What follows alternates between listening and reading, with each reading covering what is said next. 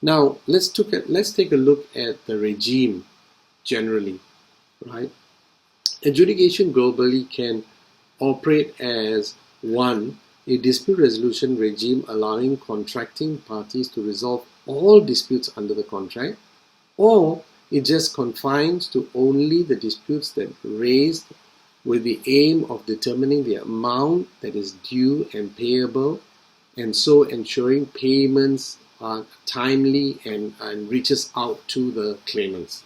Okay, so you have to appreciate that it can either be for just payment claims, or it could resolve disputes, and I'll show you examples of how that is. Now, essentially, with adjudication, there are two broad manners in which adjudication can take place. One, the first of which is if it's a contractual provision in the dispute resolution clause in the agreement that the parties enter into. So meaning that the parties agree that they want to have their matter resolved by adjudication. This is similar to having arbitration clauses in agreements, right? That you want your matter to be resolved by way of an arbitration, or even there are this expert determinations that are also available.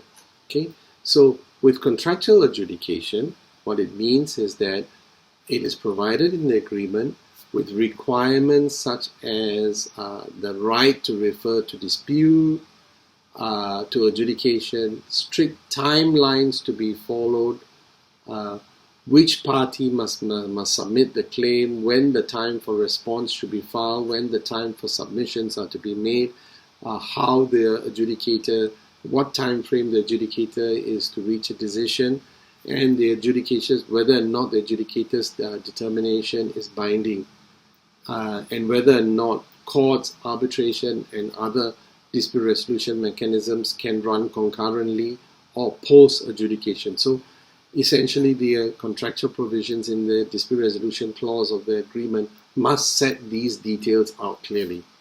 All right.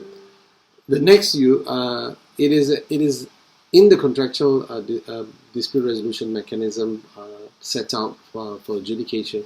The entire process must bear close resemblance to that of expert determination and or that of accelerated arbitration proceedings. So which means, there are, those of you who are familiar with arbitration may find that there are certain arbitration proceedings that are accelerated. Emergency arbitrations, short time frame arbitration. So adjudication is similar to that. Essentially, that's what it is about.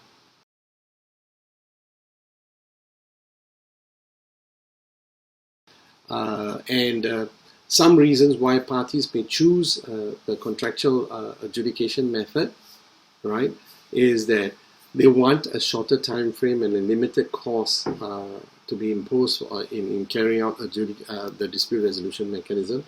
Parties have far more control over the entire process, including the selection of the adjudicator. The resolution of the dispute is provincially binding, and even if ultimately disputed, it enables the parties to have some form of reference. So, i.e., the adjudicated determination or decision provides a framework within which the parties should try and resolve any remaining outstanding issues. So it gives you the advantage of that. What else is there? The final resolution of the disputed adjudication may be deferred until the end of the project. That means if one party is unsatisfied with the way the adjudication has gone, they can keep it till the end to raise it in arbitration or in litigation. But by that point of time, they may feel that it's not really necessary for them to still carry on arguing over the matter.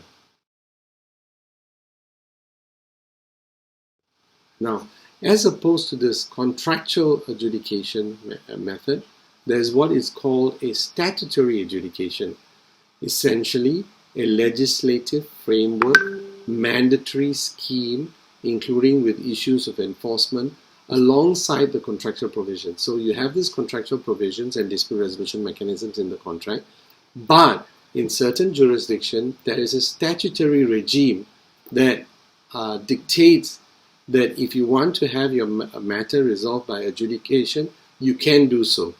and the act in those countries would set out the framework for which. The objective of such statutes is consistently to give the claimant the statutory right to make, or at the very least, progress payment claims and to receive payment even where there is no provisions for adjudication in the contract. So which means that while the adjudication may not be in the contract, the statutory regime allows parties to have their matters resolved by adjudication. It makes contracting out of with the statutory regime, what you have are a couple of important points.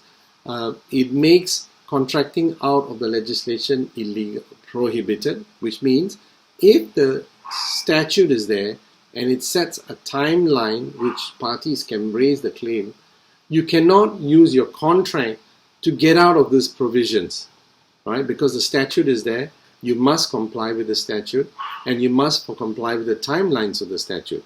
If you decide that you want to take the matter to adjudication, then you must follow the statute.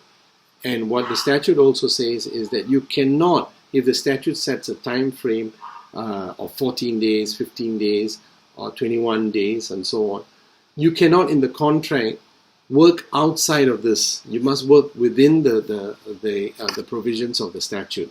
All right. Of course, when the parties are contracting, the starting point will always be the parties are bound by what they contract to. All right.